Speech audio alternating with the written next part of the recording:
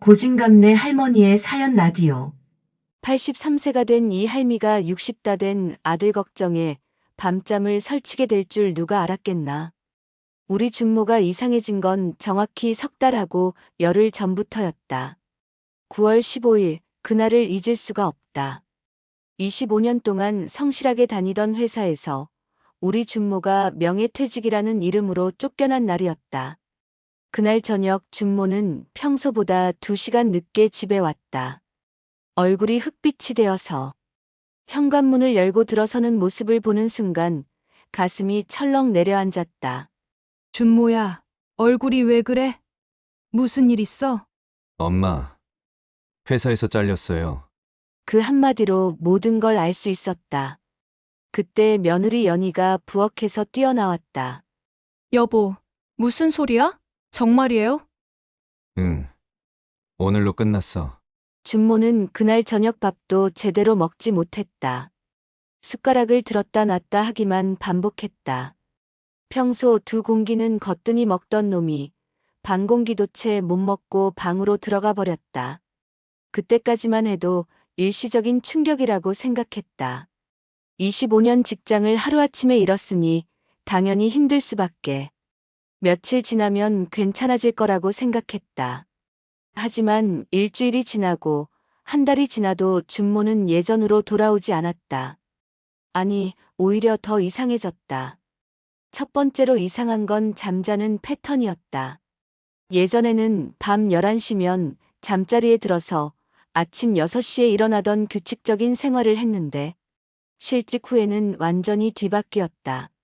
아침에 며느리 연희가 8시에 출근하고 나면 그때부터 준모는 진짜 잠을 자기 시작했다. 방문을 걸어 잠그고 커튼을 모두 쳐서 깜깜하게 만든 다음 오후 4, 5시까지 죽은 듯이 잠을 잤다. 준모야, 점심 먹어라. 문을 두드려도 대답이 없다. 준모야, 밥 차려놨다. 그러면 그제서야 네. 나중에 먹을게요. 라고 희미하게 대답이 들린다. 실제로 밥을 먹으러 나오는 건 오후 4시나 5시였다.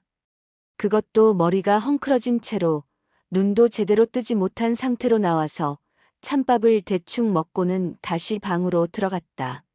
준모야, 이렇게 계속 지내면 안 된다. 취업 활동이라도 해야지. 네. 내일부터 할게요. 하지만 내일은 오지 않았다. 매일 같은 대답, 같은 패턴의 반복이었다. 두 번째로 이상한 건 밤 시간에 이해할 수 없는 행동이었다. 오후 5시쯤 일어난 준모는 저녁을 먹고 나면 갑자기 사람이 달라졌다. 오후 내내 죽은 듯이 누워있던 사람이 맞나 싶을 정도로 기운이 넘쳤다. TV를 보면서도 계속 어딘가를 응시하고 자꾸 시계를 확인했다. 그리고 밤 9시. 시계 바늘이 정확히 9시를 가리키면 준모는 어김없이 방으로 들어가서 옷을 갈아입고 나갔다. 두꺼운 등산복, 겨울용 등산화, 방수가 되는 장갑까지. 한겨울에 히말라야라도 오르러 가는 것 같은 차림이었다. 거기에 큰 배낭까지 메고. 어디 가는 거냐? 처음 며칠은 정말 궁금해서 물어봤다. 운동 좀 하러 가요. 이 밤중에 무슨 운동? 산에 올라가서 걸어요. 밤에 걸으면 시원하고 좋아서요. 혼자? 네. 혼자요. 위험하지 않아? 괜찮아요. 조심할게요. 그렇게 말하고는 뒷문으로 나갔다. 왜 정문이 아니라 뒷문으로 나가는지도 이상했다. 마치 누군가의 눈을 피하려는 것처럼.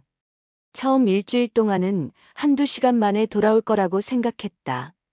하지만 준모는 새벽 3~4시가 되어서야 돌아왔다. 그것도 발소리를 죽여가며 조용히. 한 번은 못 들은 척하고 기다려봤다. 새벽 3시 반. 뒷문이 조용히 열리는 소리가 들렸다. 살금살금 걸어가는 발소리. 화장실에 가는 듯한 소리. 그리고 다시 방으로 들어가는 소리. 다음 날 아침 준모의 등산화를 살펴봤다. 진흙이 잔뜩 묻어 있었다. 그것도 보통 흙이 아니라 깊은 산에서나 볼 수 있는 검은 흙이었다. 나뭇잎 조각들도 끼어 있었고 이상한 냄새도 났다. 정말 산에 갔다 온 게 분명했다.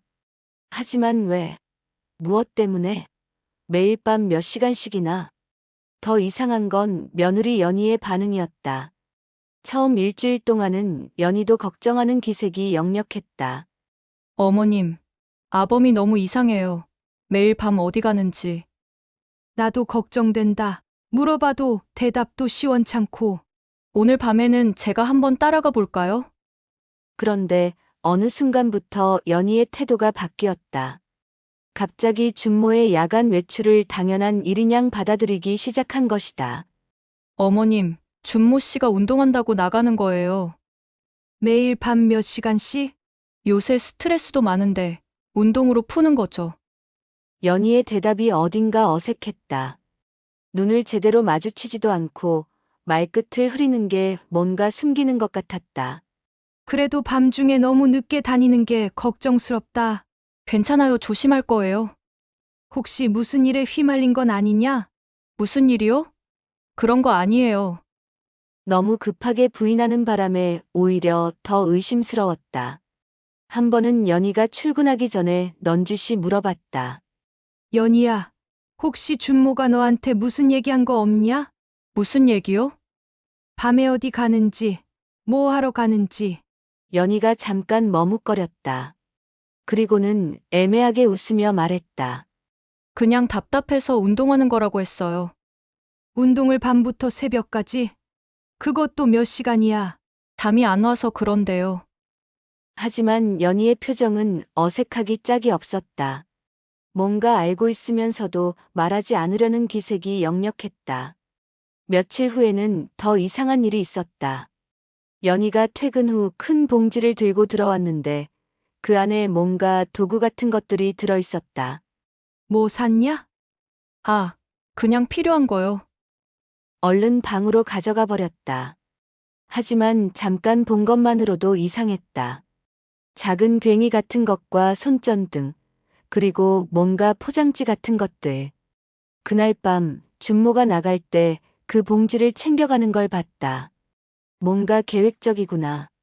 단순한 산책이나 운동이 아니라는 확신이 들었다. 뭔가 목적이 있어서 가는 것이다. 그리고 연희도 그걸 알고 있다. 한 달쯤 지나자 이웃들 사이에서도 소문이 나기 시작했다. 제일 먼저 눈치챈 건 맞은편 집 박순자였다. 순자는 불면증이 있어서 매일 밤늦게까지 깨어있는 경우가 많았다. 만보가 너희 준모 요새 매일 밤 어디 가더라? 어떻게 알았냐? 내가 밤에 잠이 안 와서 창가에 앉아 있는데 매일 밤 9시만 되면 등산복 차림으로 나가던데. 운동한다고 그러던데. 운동 한밤중에? 그것도 매일? 순자의 표정이 의심스럽다는 듯 했다. 그리고 보니까 새벽 서너 시가 되어서야 들어오더라. 무슨 운동을 그렇게 오래 해? 며칠 후에는 길 건너 집 김영숙도 찾아왔다. 준모 실직한 후로 많이 힘든가 봐요. 그러게 말이야. 그런데 요새 밤마다 산에 간다면서요? 벌써 소문이 퍼진 것 같았다. 누가 그런 얘기를 했냐? 순자 언니가요. 그런데 조심하시는 게 좋을 것 같아요. 왜? 요새 산에 이상한 사람들이 많이 다닌다더라고요. 무슨 도굴꾼들이라고 하던데. 도굴꾼? 가슴이 덜컥 내려앉았다. 무슨 도굴꾼? 산삼 캐러 다니는 사람들이요. 요새 산삼 값이 비싸니까 몰래 캐는 사람들이 많다고 해요. 그런 사람들은 들키면 안 되니까 밤에 활동한다던데. 혹시 우리 준모가 설마 그런 일에 손을 댔을 리는 없겠지만 일주일 후에는 더 불길한 소문이 들려왔다. 건너편 마을 최부자 집 아들이 산에서 다쳤다는 얘기였다. 어떻게 다쳤냐? 밤에 산에 갔다가 넘어져서 다리를 다쳤다더라고. 무슨 일로 갔는지는 모르겠지만. 위험하네. 그러게 밤에 산에 가면 안 되는데.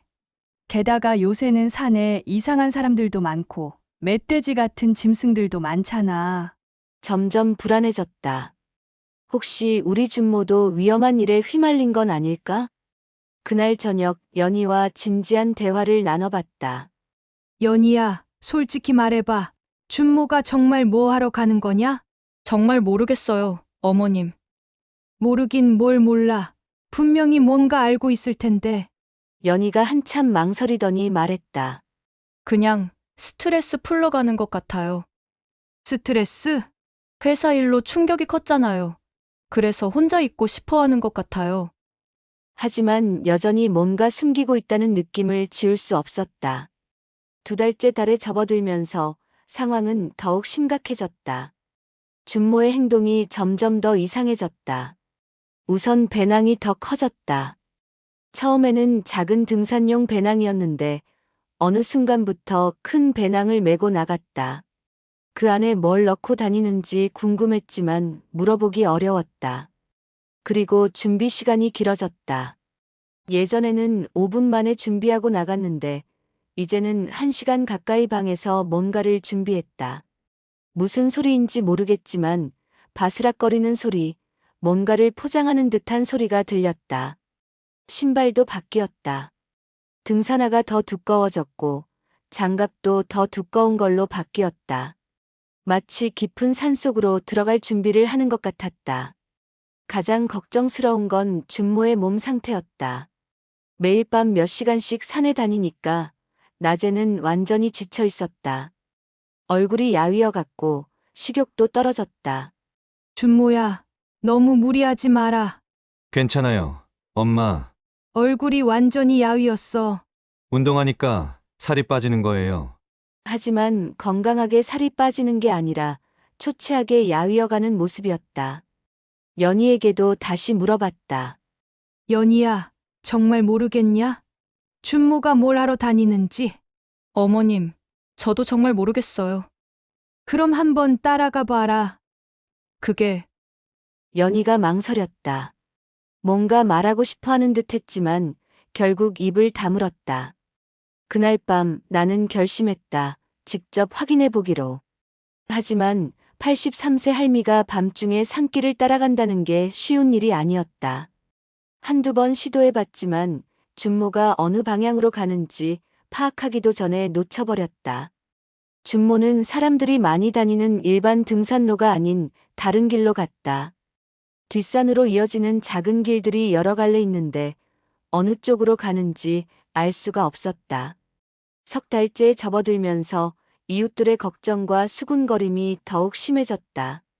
가장 먼저 찾아온 건 박순자였다. 만보가, 너희 준모 정말 조심해야겠어. 왜? 어제 저 아래 동네 김영감이 그러는데 밤에 산에서 이상한 사람들을 봤다더라. 이상한 사람들? 그냥 등산객 같지 않은 사람들. 근데 뭔가를 찾아 헤매는 것 같더라고. 그런데 김영감이 그 사람들한테 다가가려고 하니까 급하게 도망가더라는 거야. 가슴이 철렁했다. 혹시 산삼 도굴꾼들 아닐까? 요새 그런 사람들이 많다던데. 그런 것 같더라고. 그래서 더 걱정되는 거야. 혹시 우리 준모가 그런 사람들과 마주치기라도 하면. 며칠 후에는 김영숙이 또 찾아왔다. 준모 어머니, 큰일 났어요. 무슨 일이냐? 건너편 마을에서 산삼 도굴 사건이 났어요. 경찰이 수사하고 있다더라고요. 정말? 네, 그런데 그 사람들이 우리 마을 쪽으로도 왔다 갔다 한다더라고요. 밤에 활동하니까 더 위험해요. 이제는 정말 걱정이 되기 시작했다. 혹시 우리 준모가 그런 위험한 상황에 휘말린 건 아닐까? 그날 저녁 준모에게 직접 물어봤다. 준모야, 요새 산에 위험한 사람들이 많다는데 정말 조심해야겠다. 무슨 위험한 사람들이요? 산삼 도굴꾼들 말이야. 경찰이 수사하고 있다더라. 준모의 얼굴이 순간 굳어졌다. 그리고는 급하게 대답했다. 아, 그런 사람들이 있다면 조심해야죠. 그러니까 밤에 산에 다니는 것도 좀 자제해라. 네, 알겠어요. 하지만 그날 밤에도 준모는 어김없이 9시에 나갔다. 더 이상 참을 수 없었다. 준모가 정말 위험한 일에 휘말린 건지 아니면 정말 단순한 운동인지 직접 확인해 봐야겠다고 결심했다. 마침 그날은 보름달이 떠 있는 밤이었다. 달빛이 환해서 산길을 걷기에는 나쁘지 않을 것 같았다. 평소보다 일찍 잠자리에 든 척하면서 준비를 했다. 따뜻한 옷을 입고 걷기 편한 운동화를 신었다. 그리고 손전등도 챙겼다. 밤 9시 준모가 평소대로 등산복을 입고 나섰다. 나는 조금 간격을 두고 조용히 뒤를 따라 나섰다. 다행히 보름달이 밝아서 길이 잘 보였다. 준모가 간 방향도 대충 짐작할 수 있었다. 평소 사람들이 많이 다니는 등산로가 아닌 뒷산으로 이어지는 작은 길이었다. 83세 할미가 밤중에 산길을 걷는다는 게 쉬운 일은 아니었다. 숨이 턱끝까지 차고 다리도 아팠다. 하지만 궁금증과 걱정을 참을 수가 없어서 계속 올라갔다. 1시간쯤 걸었을까 중간에 몇 번 쉬면서 천천히 올라갔다. 다행히 준모가 간 흔적을 따라갈 수 있었다. 평소 사람들이 다니지 않은 길이라 풀이 눌린 자국, 나뭇가지가 꺾인 흔적들이 길을 알려주었다. 산 중턱쯤에서 희미한 불빛이 보였다. 손전등 빛이었다. 조심스럽게 다가가 보니 작은 평지가 있었고 그곳에 준모가 있었다. 하지만 운동을 하고 있는 게 아니었다. 달빛이 환하게 비추는 가운데 준모는 무릎을 꿇고 땅바닥을 자세히 살펴보고 있었다. 손전등으로 이곳저곳을 비춰가며 뭔가를 찾고 있는 모습이었다. 배낭에서 작은 괭이와 다른 도구들을 꺼냈다. 그리고는 어느 지점에서 멈춰 서서 조심스럽게 땅을 파기 시작했다. 정말 산삼을 캐는 거구나. 가슴이 철렁 내려앉았다. 우리 준모가 정말 산삼 도구를 하고 있었던 것이다. 하지만 이상했다. 단순한 도굴꾼의 모습과는 달랐다. 준모는 아주 조심스럽게, 정성스럽게 땅을 파고 있었다. 마치 소중한 보물을 다루듯이. 1시간 정도 지났을까? 준모가 뭔가를 조심스럽게 땅에서 꺼냈다. 달빛에 비친 그것은 정말 사람 손 모양처럼 생긴 뿌리였다. 산삼이었다. 그것도 아주 큰 산삼이었다. 그런데 더 놀라운 일이 일어났다. 준모가 그 산삼을 들고 달빛을 받으며 자세히 살펴보는 순간 그 산삼에서 희미한 빛이 나는 것 같았다. 정말 빛이 나는 건지 아니면 달빛 때문에 그렇게 보이는 건지 확실하지 않았지만 분명히 뭔가 다른 기운이 느껴졌다. 준모도 그걸 느꼈는지 산삼을 더 자세히 살펴봤다.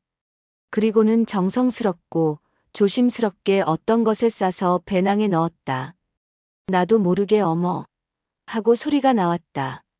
준모가 깜짝 놀라 돌아봤다. 엄마, 준모야, 어떻게 말을 해야 할지 몰랐다. 아들이 불법적인 일을 하고 있다는 걸 확인한 순간이었다. 엄마, 어떻게 여기까지? 준모도 당황한 기색이 역력했다. 너 뭐 하는 거냐? 이건 준모가 망설이더니 천천히 일어섰다. 그리고는 나를 부축해서는 근처 바위에 앉게 해줬다. 엄마, 어떻게 여기까지 오셨어요? 많이 힘드셨죠? 여기까지 올라오시느라. 그런 건 됐고, 너 대체 뭘 하는 거냐? 준모가 한참 망설이더니 조심스럽게 말했다. 엄마, 이 산삼은 달삼이에요. 달삼? 달이 가장 둥글고 밝을 때만 힘을 내는 특별한 산삼이에요. 80평생 처음 들어보는 말이었다. 준모가 자세히 설명해줬다. 옆마을에 옛날부터 전해 내려오는 전설이 있어요. 수백 년 된 산삼 중에서도 아주 특별한 것들이 있다고 해요. 그런 산삼은 한 달에 한 번, 보름달이 떠오르는 밤에만 자신의 진짜 모습을 드러낸다고 해요. 무슨 소리냐? 보름달의 기운을 받아서 빛이 난다는 거예요. 그리고 그 빛을 본 사람만이 찾아낼 수 있다고. 정말 그런 전설이 있었나? 어릴 때 할머니한테 들은 이야기 같기도 하고 아닌 것 같기도 했다. 그래서 매달 보름날에 여기 온 거냐? 네, 지난 석 달 동안 계속요. 왜 하필 석 달 전부터? 준모의 표정이 어두워졌다. 그게 회사 선배가 알려준 거예요. 회사 선배? 퇴직하는 날, 박 차장님이 따로 부르셔서 하신 말씀이 있었어요. 집안 사정이 어려우면 이런 방법도 있다고. 가슴이 뜨끔했다. 정말 집안 사정 때문에 이런 일을 하게 된 거였다. 박 차장님 고향이 여기 근처라서 어릴 때부터 그런 전설을 알고 계셨던 거예요. 달삼을 찾으면 보통 산삼보다 훨씬 비싸게 팔 수 있다고 하셨어요. 얼마나? 하나에 수천만 원, 심지어 억 단위까지도 가능하다고. 그 정도면 정말 큰 돈이었다. 하지만 위험한 일이기도 했다. 그래서 매일 밤 여기 온 거구나. 네, 보름달은 한 달에 한 번뿐이지만 그 전후로도 달빛이 강한 날이 있거든요. 그런 날들을 다 확인해 보려고 했어요. 그럼 오늘이 오늘이 이번 달 보름이에요. 그래서 어머니도 보신 그 빛이 정말 났나 봐요. 준모가 배낭에서 이끼로 싼 산삼을 조심스럽게 꺼내 보였다. 달빛 아래에서 보니 정말 특별해 보였다. 보통 산삼과는 뭔가 다른 기운이 느껴졌다. 냄새도 달라요, 엄마. 정말 그랬다. 일반적인 산삼의 향과는 완전히 다른, 더 깊고 신비로운 향이 났다. 하지만 무엇보다 중요한 건 준모가 왜 이런 위험한 일을 하게 되었는지였다. 준모야. 정말 이유가 뭐냐? 돈이 급한 거냐? 이렇게 된 이상 나 속일 생각하지 말고 사실대로 말해라. 준모의 눈에 눈물이 고였다.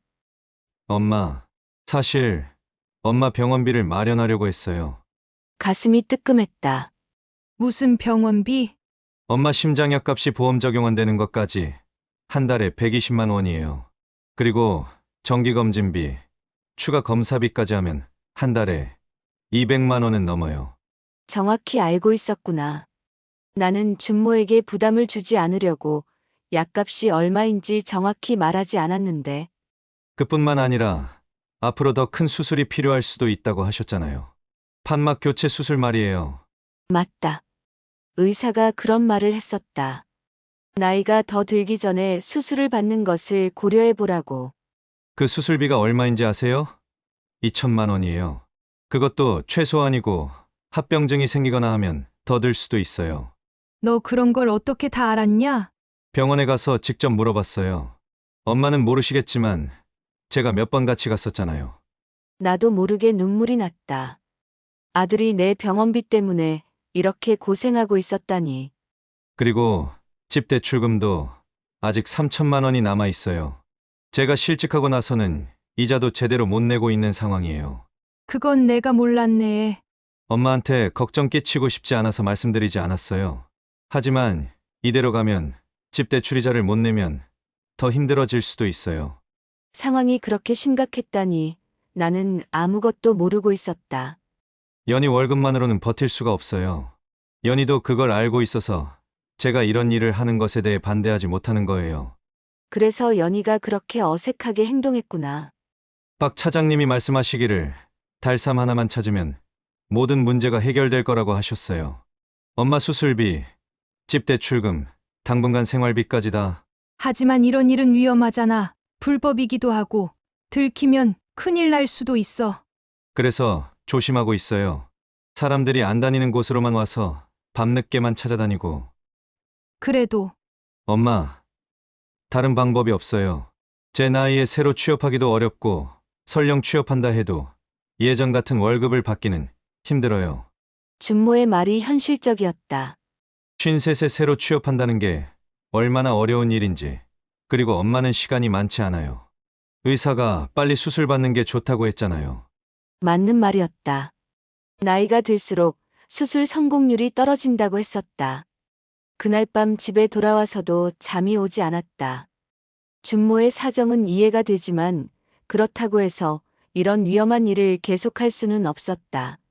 며칠 후 더 불길한 소문이 들려왔다. 박순자가 급하게 찾아왔다. 만보가 큰일 났어. 무슨 일이냐? 우리 마을 뒷산에서 산삼 도굴꾼들이 활동하고 있다는 신고가 들어왔다더라. 가슴이 철렁 내려앉았다. 경찰이 수사하기 시작했어. 그리고 산림청에서도 나왔다더라. 정말? 응. 그런데 더 큰 문제는 그 도굴꾼들이 우리 마을 사람일 가능성이 높다는 거야. 왜? 너무 정확히 위치를 알고 있다는 거야. 산삼이 있는 곳을 정확히 찾아가더라는 거지. 이건 정말 큰일이었다. 혹시 준모가 의심받는 건 아닐까? 그리고 마을 사람들이 수상한 사람들을 목격했다는 신고도 들어왔어. 어떤 사람들?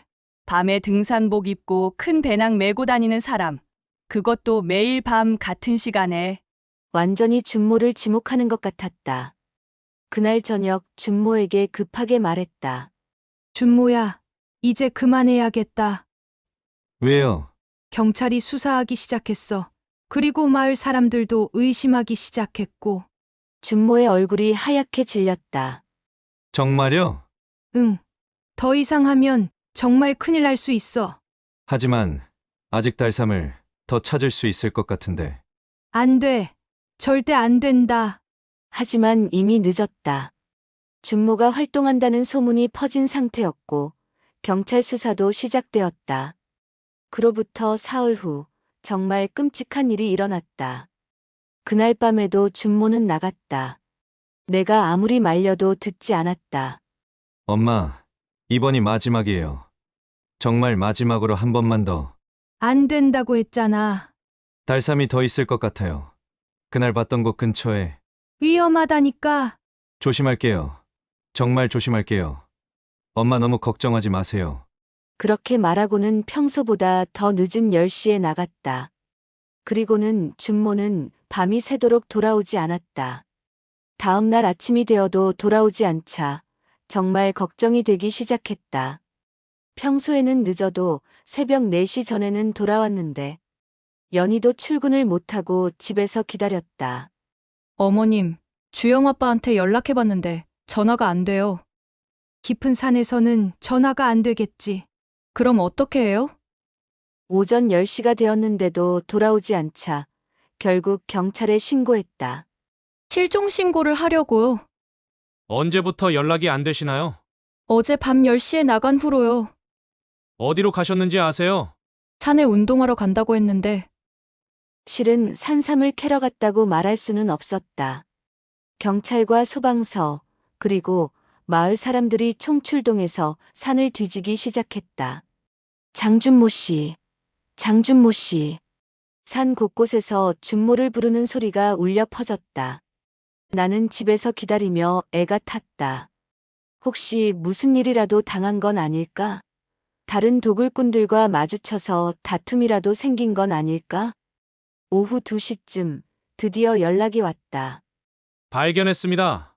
어디서요? 어떤 상태예요? 산 깊은 곳에서 발견했는데 의식은 있지만 다친 것 같습니다. 다쳤어요? 발목을 다쳤는지 걷지 못하고 있어요. 지금 구급차 부르고 있습니다. 가슴이 덜컥 내려앉았다. 다행히 생명에는 지장이 없다고 했지만 1시간 후 구급차가 준모를 싣고 병원으로 향했다. 나와 연희도 함께 따라갔다. 어떻게 얼마나 다친 거예요? 응급실에서 의사가 물어봤지만 준모는 대답하지 않았다. 발목 인대가 심하게 늘어나 있네요. 수술은 필요 없지만 몇 주간 깁스를 해야 할 것 같습니다. 다행히 큰 부상은 아니었다. 나중에 조용한 곳에서 준모에게 물어봤다.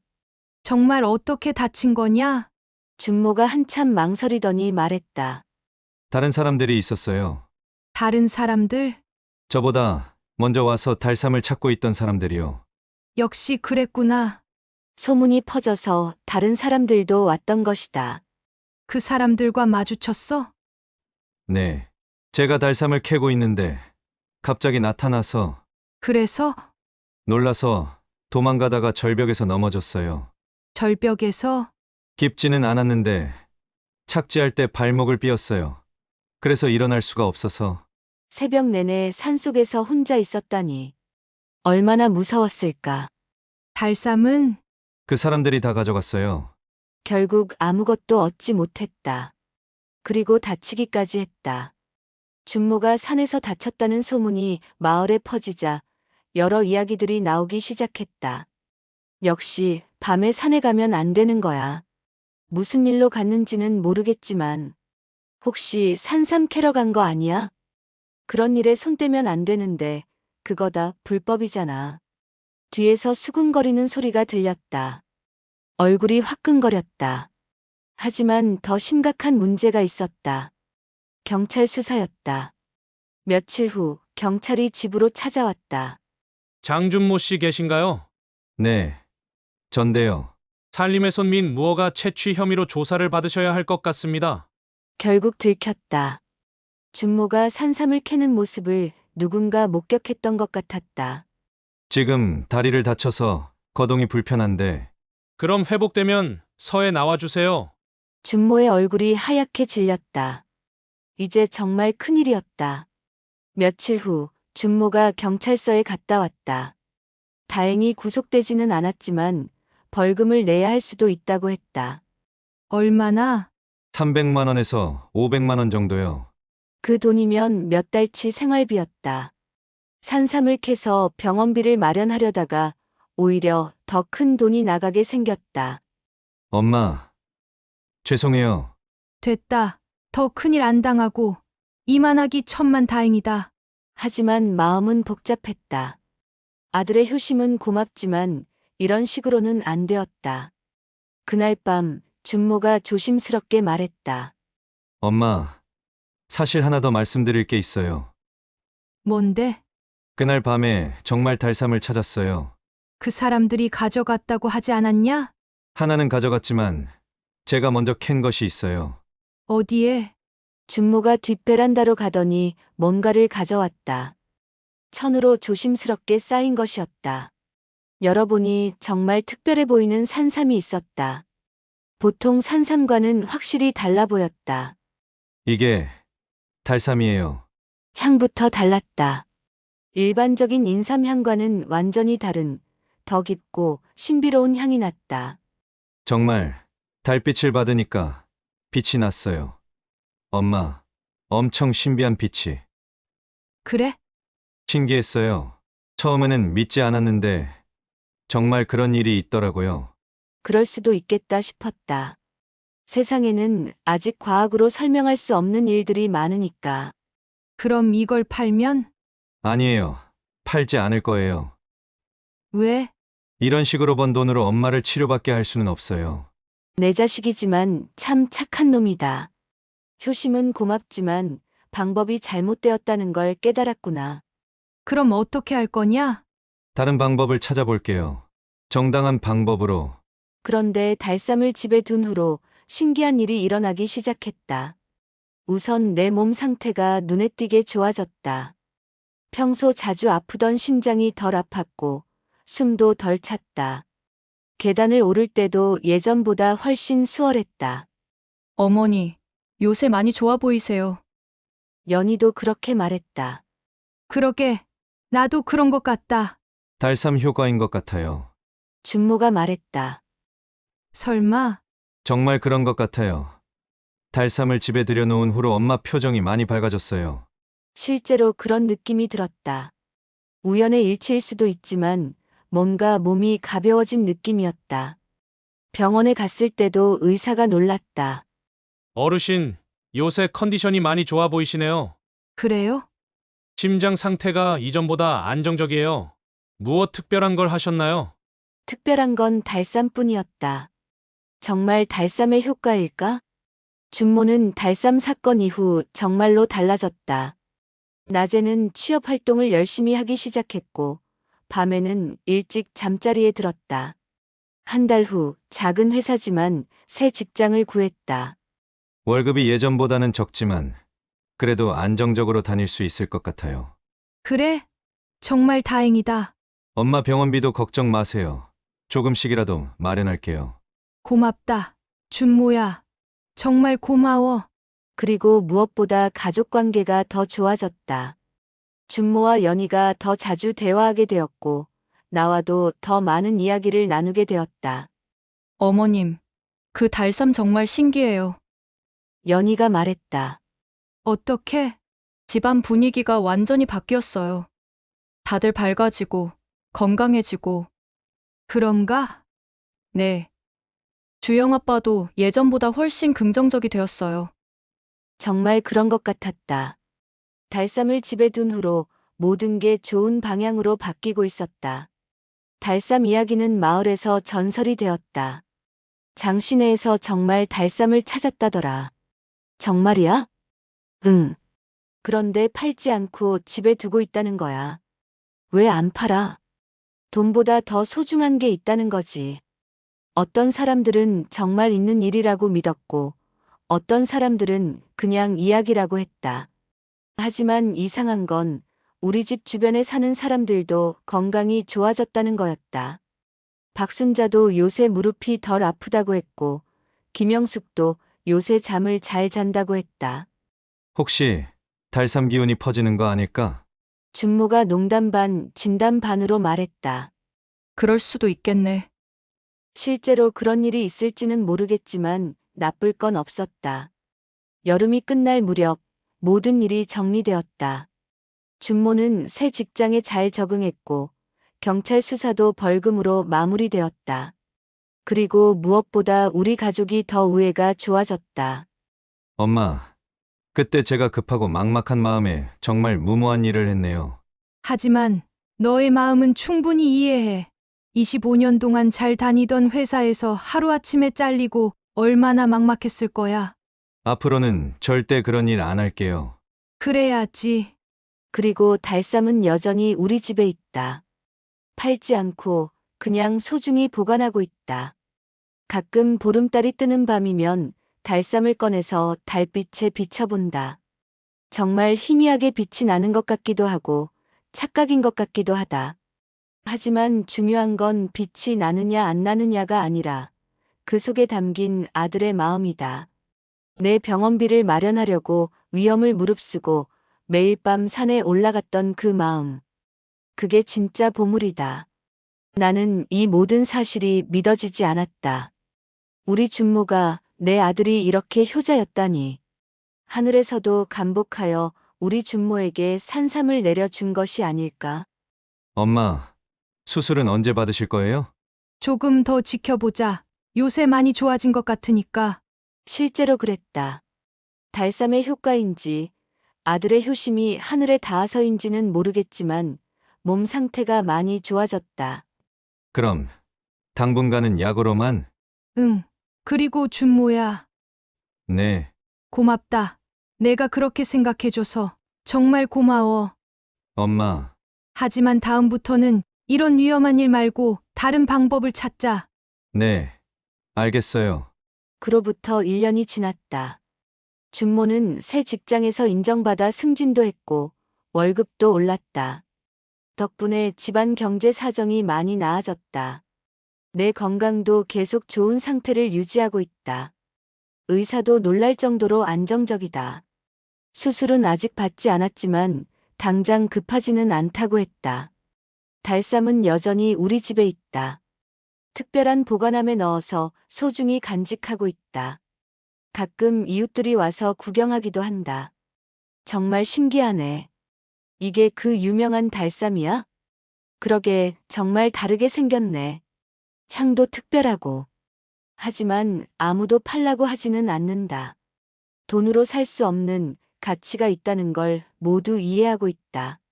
준모도 가끔 달쌈을 보며 말한다. 엄마, 지금 생각해도 그때는 정말 아무것도 모르고 무모하게 행동했네요. 하지만 그 마음은 소중하고 고마웠다. 지금 생각해보면 돈보다 훨씬 더 소중한 걸 얻은 것 같아요. 준모가 빙그레 웃으며 말했다. 뭘? 가족의 소중함이요. 정말 그랬다. 그 사건을 통해 우리 가족은 더 가까워졌고 서로의 소중함을 더 깊이 깨달았다. 지금도 가끔 보름달이 뜨는 밤이면 창밖을 바라보며 생각한다. 세상에는 정말 신비한 일들이 있을지도 모른다고. 달빛을 받아 빛나는 달쌈 같은 것들이 정말 존재할지도 모른다고. 하지만 그보다 더 신비로운 건 사람의 마음이다. 아픈 어미를 위해 위험을 무릅쓰고 매일 밤 산에 올라가는 아들의 마음. 그게 바로 진짜 기적이다.